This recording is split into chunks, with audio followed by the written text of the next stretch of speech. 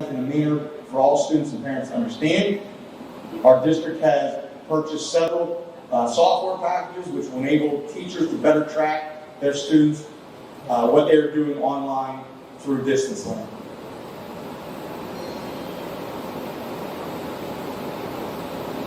So that's the educational piece. Obviously, we have physical things. We have operational pieces.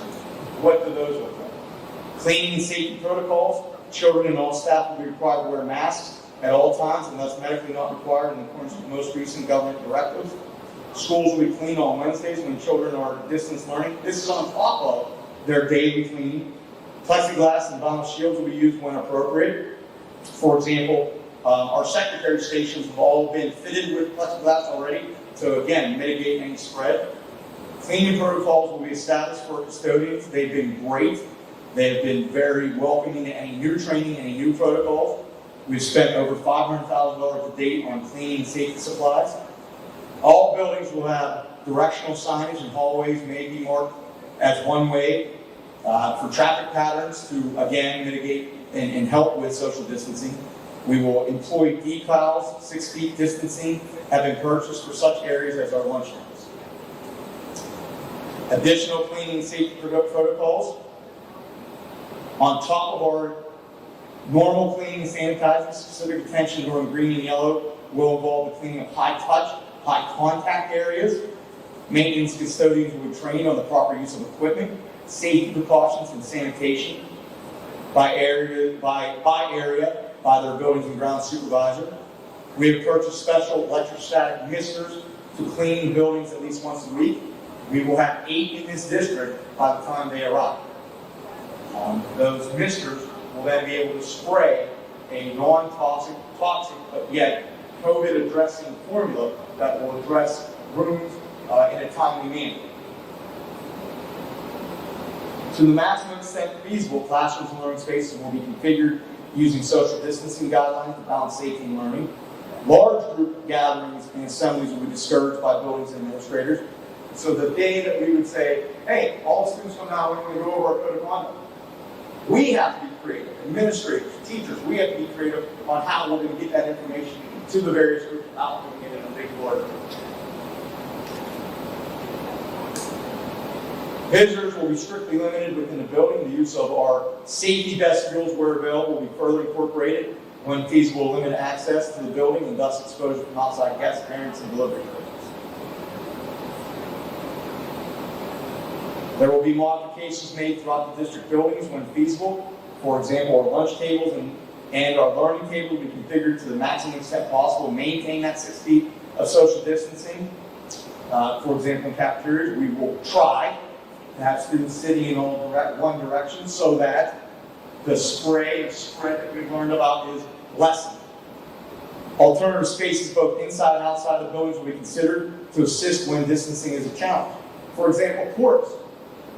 There is no reason that the chorus couldn't be in this facility for their daily lesson. It would allow them to spread out rather than the chorus room and on the risers that we purchased for the chorus room.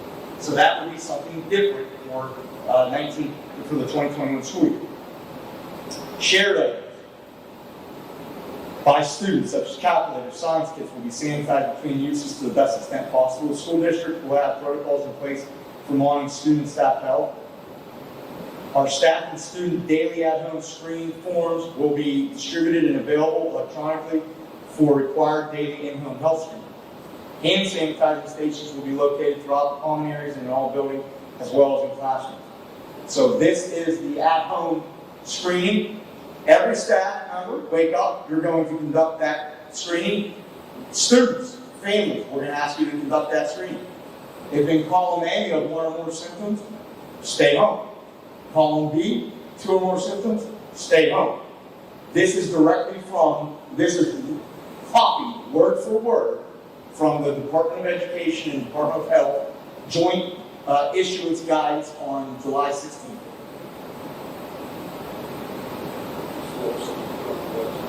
Correct. Yeah. Correct. Thank you. The last module, cleaning and safety protocols, communal water fountains.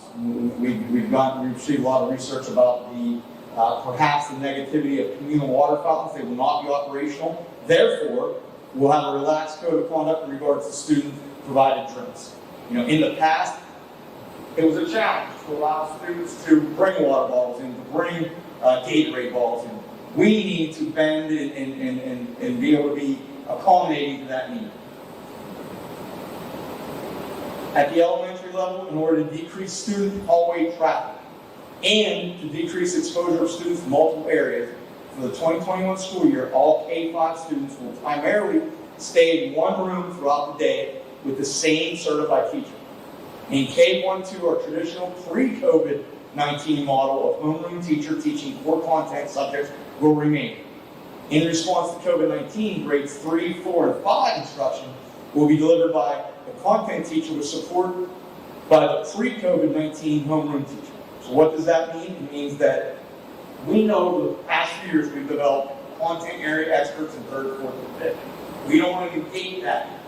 We want to recognize that, but also balance that with safety.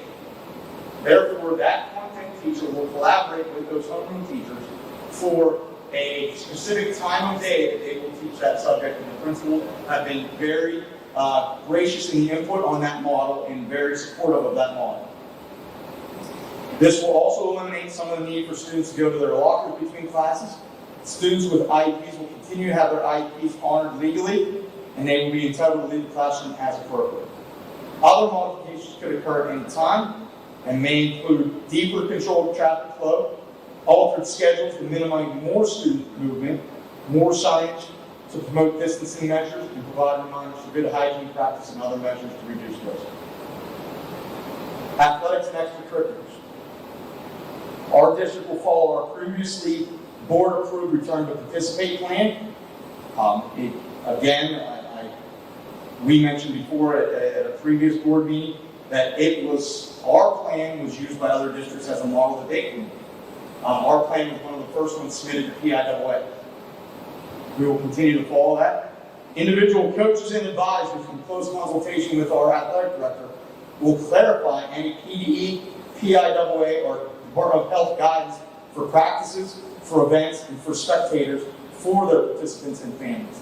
So if an individual event is occurring, girls tennis, for example, and that coach has a question, our athletic director will be available to clarify any directive from PIAA or DOH or PD. Lunch and breakfast. What happens on the days that I'm not in school? Hopefully this slide will tell us. Lunch and breakfast will be provided all 5 days a week during green and yellow phases. All breakfast will be grab and go for all students. Students physically in buildings will be provided with a hot lunch. Distance learning students, either on the day that they're not in the building or all students on Wednesdays, 3 days a week, will be provided grab and go breakfast and lunches by pre-registering at their nearest school cafeteria. Parents must provide the following information: parent name or student name, what our building student is enrolled in. These meals will be a curbside pickup, again with a nod to safety. Location pickup times may vary by building. Only enrolled students, obviously, will be eligible for our meals. During red phase, all meals will be curbside pickup. All cafeteria staff will don their masks and gloves. All cafeteria equipment will be sanitized after each use. All food service areas will be sanitized. More specific details will be available at our website. I want to thank Mrs. Casey here for providing us with that information and having a deep, thorough look at how we can be safe and still provide the much-needed lunch and breakfast to our community. Transportation. If parents are concerned about social distancing on district-provided transportation, parents are encouraged to transport their child during operational hours. Students who drive are encouraged to drive, and parking fees will be waived for this year. Parents and coaches, additionally with student parking, we're trying to open up as many student parking areas as we can. Parents and coaches will be flexible in regards to transportation for extracurricular activities. That is to say, if it's your virtual day, your distance learning day, and you're still participating in, let's say, the band, then obviously our band director is going to have to acknowledge that these families will be transporting up at band practice time. And they'll also have to be ready to transport home as well. Our career and technology centers to come to school 4 days a week for only their lab component may need to make other transportation arrangements for either coming to school or going home based on the time of their lab. If I'm in that culinary arts lab on Tuesday and it's in the AM, but I am an academic AM virtual student, after my lab is over, I have to have transportation home.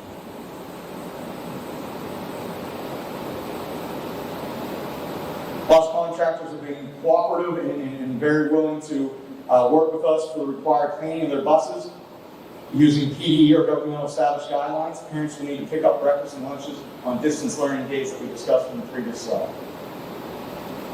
I want to thank Mr. Witt for helping us with one of these last slides, responding to confirmed or probable case after a positive case of COVID-19. Our district will fully cooperate and comply with the Department of Health in Fayette County and Municipal Health Department guidance as this applies to the notification of COVID cases. In conjunction with the PA Department of Health, our district may notify individuals or groups that have been in close contact as defined by CDC and UH with a confirmed or probable case. Students and staff, when learning of close contact with a confirmed or probable case, are strongly encouraged to seek medical advice from their family doctor or further guidance. So that is to say, if we tell that third grade classroom there was a student that was COVID positive, we're encouraging you to reach out to your family doctor.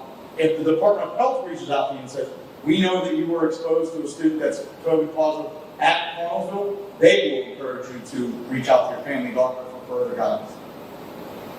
Our district will utilize individual letters, phone calls, and our school messenger system, which has been well received and very successful, and our district website for notification purposes when appropriate.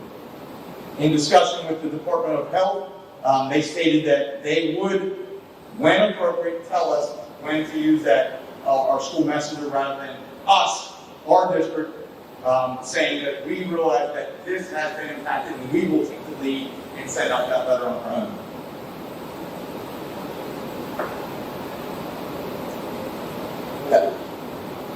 Thank you. And Mr. Lake reminded me that any plan that is voted on, we are endeavoring to make that as smooth as possible and not commit for long lengths of time.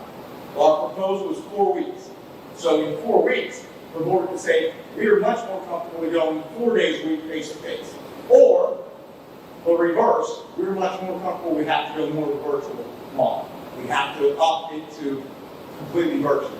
It allows us to have that flexibility and that continuity of education that we always have. Thank you, Mr. Wood. That's our formal presentation. Again, I thank Marlene. She compiled about, like I said, 8 documents into 20 slides. We think that it is that balance. Again, as many people in this room have reached out to me, no one plan is going to make the Bradley family happy or any other family. We're all going to face hardships, and there's pieces of this plan I love, and there's pieces of this plan I wish we could do differently. And I believe that is the every model.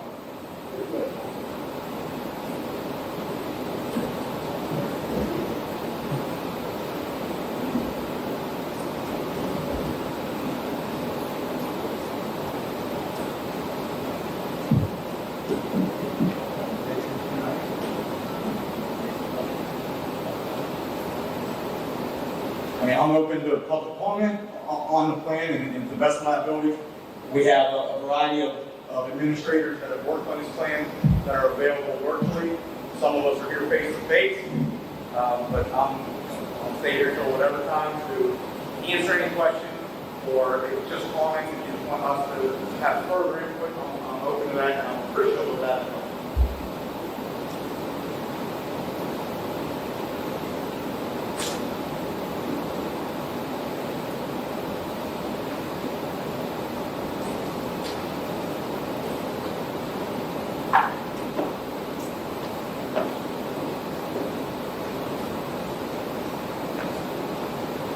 Mr. Hammond, are we streaming all right on the YouTube channel? Should be, yes. Okay, thank you.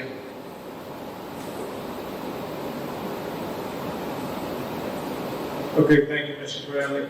Before we move on to our health and safety plan, we have a couple speakers for non-agenda items. Lori Firestone, band preview.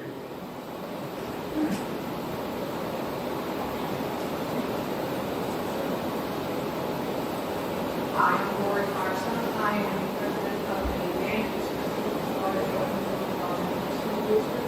We actually created, Yes. sorry, I'm Lori Carson, I'm the president of the band.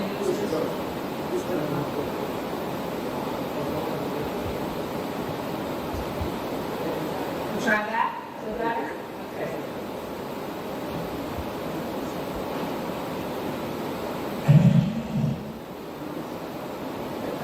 I'll try this one more time. My name is Lori Firestone. I am the president of the Band Teachers Organization. This is Lori Further, one of our members of the Band Teachers Organization. We did submit a plan for our annual band review, and we just wanted to make sure that that was okay with the board. We would like to continue with that plan. That would be for August 15th. Just wanted to make sure that that was going to be okay.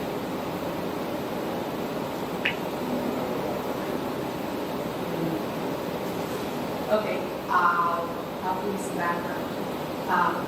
This would be our fourth year for our preview, and it is a community preview normally for our band for the halftime show and the preview show. This year, obviously, we're asking for a modified event that would follow along the lines of graduation, that our students would only be able to bring 2 guests. We have 83 students on our roster right now, so each of them would be allowed to bring 2 guests to the preview at the stadium.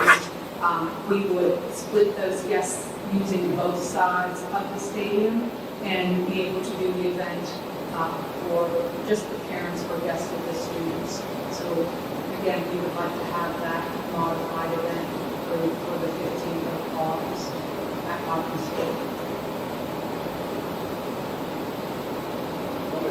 So I appreciate that, and Mr. Yossi has advocated quite eloquently and for that event to occur. We can't hear you. I'm sorry. So, Mr. Yossi has shared and advocated quite eloquently for that event. Our concern is consistency with all of our other extracurricular activities. As you're aware, no other extracurricular activity at this time, and that may change within hours if the movement is afoot, can have spectators. For example, that tennis match I referred to, 0 spectators. The cross-country meet, which is outside and social distancing by virtue of that event, can be attained, 0 spectators.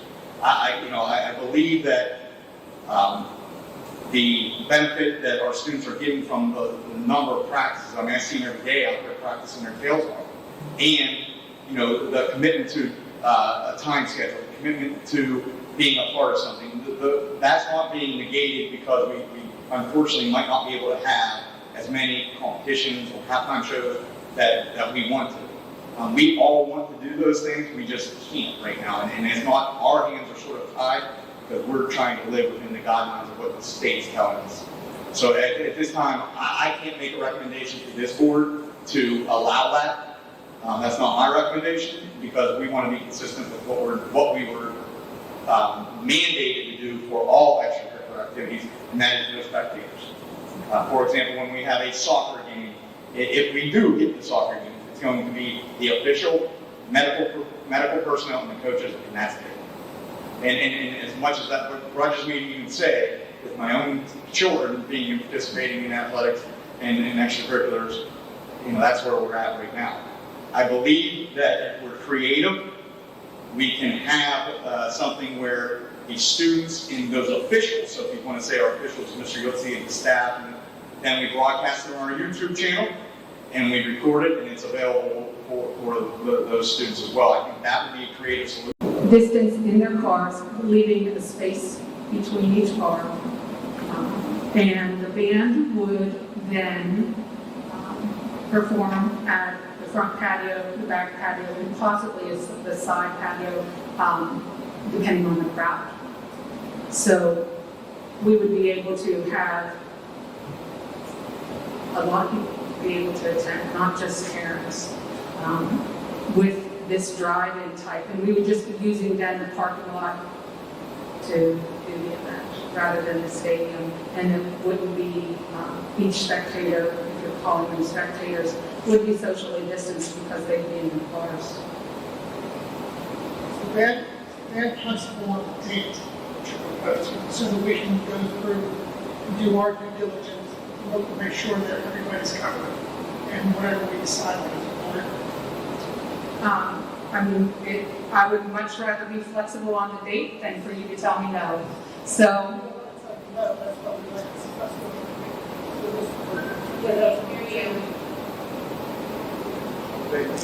so that this is where we have an opportunity to do the research.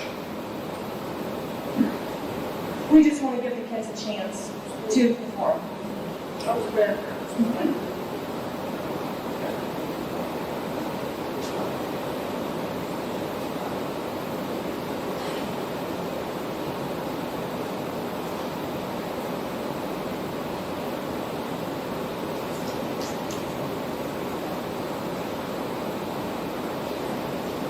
But anybody else have any questions? that's all. Thank you. We wanted to have it our normal date that we've actually set was August 15th, which is the day after band camp concludes. Yeah, that's what we've done in the past. This would be the 4th year for it. Could we have, you want to do this on the 15th, correct? The 15th in the evening, starting at 5:30 with the show, the actual show starting at 7, giving enough time for everyone to get in and to be shown where they need to park. Can we have our solicitor, of course, Mr. Bradley and some other people, since you just passed this out tonight, can we give them a little bit of time to research this a little bit, and we'll get back to you? Yes. Does that sound okay? Yes, thank you. All Thank right, you. Thank you. Thank you.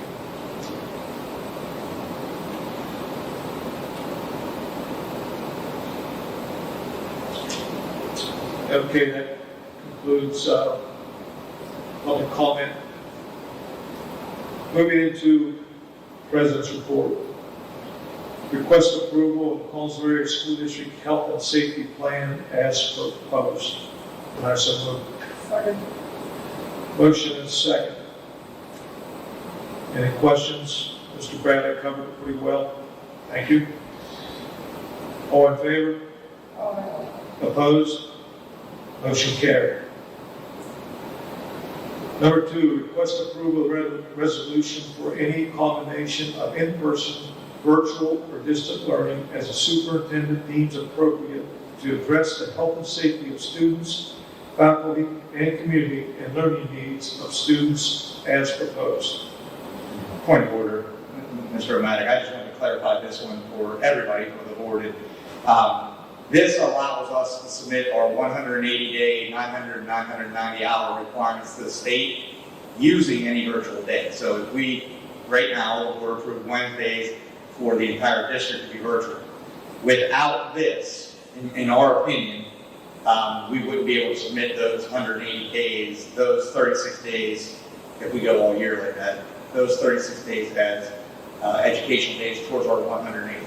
So this isn't movement. This is not movement between yellow and red, or red and green, or 4 weeks of hybrid learning to face-to-face or all virtual. That is not Resolution B. Resolution B only allows me to submit the form saying that any days up until a certain date will be permissible to us to submit to the PDE as 180 days and our 990 hours. And 900 hours per elementary and secondary. I just wanted to clarify that for the public and for our fellow board members. I was wondering if we could get that into the motion because, that's kind of leaving that open-ended.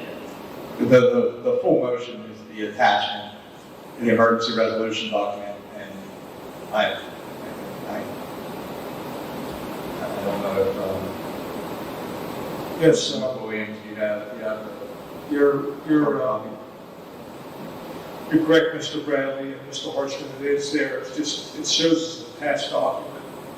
But, I have a hard copy here.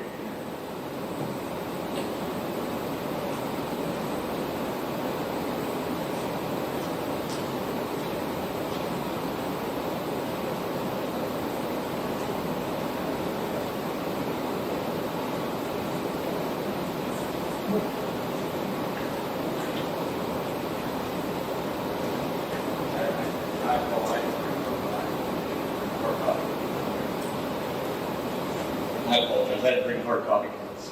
Okay.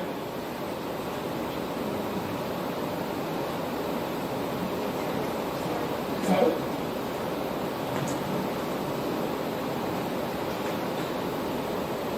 With permission of Mr. Maddock, I can read it into record. yes, please. All right, bear with me. Resolution of the Board of School Directors of the Palmsbury School District, temporary emergency, whereas the World Health Organization has declared the global spread of COVID-19 as a pandemic, and whereas Governor Tom Wolf has proclaimed a disaster emergency in the Commonwealth of Pennsylvania, and whereas the Pennsylvania Department of Education has determined that COVID-19 pandemic constitutes an emergency within the meaning of Section 520.1 of the PA School Code, and whereas the emergency was unanticipated, unforeseen, and whereas the Board of School Directors has determined that the risks of COVID-19 to our students, to our faculty, and to our community require an extraordinary response, and whereas that response may require students to receive instruction and participate in instructional activities through remote learning environments. Be it resolved, the Board finds and declares that COVID-19 pandemic is an emergency within the meaning of Section 520.1 of the Pennsylvania School Code. The Board of School Directors hereby approves the health and safety plan attached hereto and incorporated, which ensures a minimum of 180 days of instruction, allowing for a minimum of 900 instructional hours at the elementary level and 990 hours of instruction at the secondary level, employing any combination of in-person, virtual, and distance learning as the superintendent deems appropriate to address the health and safety of students, faculty, and community, and the learning needs of students. The superintendent is directed to ensure implementation of systems to track attendance and instructional time, especially related to students engaging in remote instruction, the provision of free and appropriate public education, faith, and equity in access to instruction for all students. Such instruction shall comply with full requirements of Chapter 4 of the regulations of the State Board of Education with the curriculum standards published in accordance therewith. This resolution shall become effective immediately and shall remain in effect for the duration of the 2021 school year. Thank you, Mr. Bradley, and that's exactly how it reads as he read it. We will attach that to the board minutes. So I have a motion, do I have a second, please? second. We have a motion and a second. All in favor? Any opposed? Roll call, please.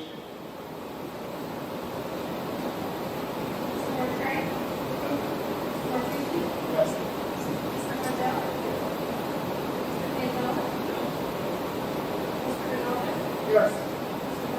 Yes. Yes. Yes. Yes.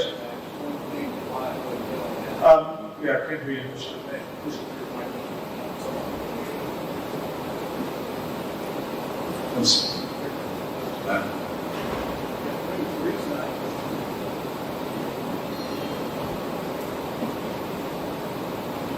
The only reason I voted no for that is right now in the Fayette County, I don't see any flattening of the curve. And that, I guess it's timing for me. As far as the 2-1-2 plan, that I don't have a problem with. But I guess it's how it went about. So I just want to make that clear. That's why. It's timing for me. I'd like to see the flattening of that curve right now. I'm sorry. And also like to thank all of our employees in the district for all the hard work during this pandemic. Thank you. Thank you, Mr. Martre. And likewise, as Mr. Bradley stated, this is a very fluid situation. Sometimes it changes hour by hour. And as you've probably been watching the news, a lot of school districts that were going to do something a couple of weeks ago have now changed their mind. We currently have some school districts that are canceling all fall sports. So it's a very difficult time. And just ask for everybody's patience and we'll try to go through this. The last item on here is on hold. We will not be reading the last motion tonight. And one more thing before closing. Mr. Bradley and Solicitor, would you please get back to the band after you guys have a chance to look at their alternate communication? Thank you. Yes. I think we need to let everybody know too that this is all new for everybody. It's going to be new for our teachers, and believe me, anybody that has kids at home is going to be new. Well, he did it for March. This is going to be definitely different.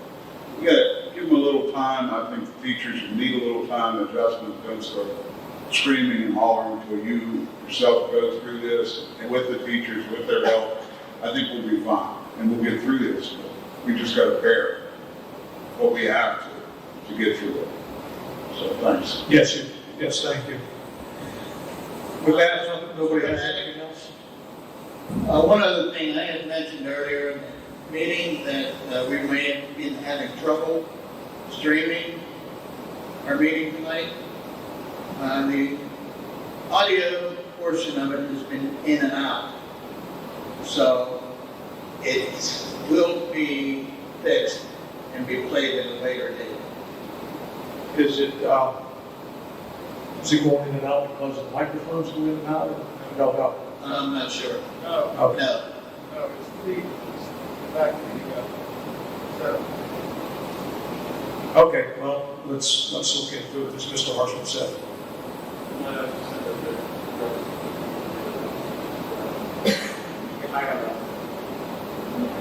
Yeah, we'll be posting, but we're required to post a plan on our website. That's a requirement. That would be there'll be future communications to all our families. And lastly, we're looking for that letter of declaration, which model that our families will declare that they're going to go with for the start of the school year. We're working on a survey to get that information so that our teachers really can prepare. They'll know by the class of 22 which students of mine are going to be face-to-face for 2 days a week, which students are going to be virtual for 5 days a week. So we really want to set our teachers up for as much success as they can, and the more successful our teachers are, the more successful we know our families and our students will be. Okay, thank you. Thank you for attending. I have a motion to adjourn.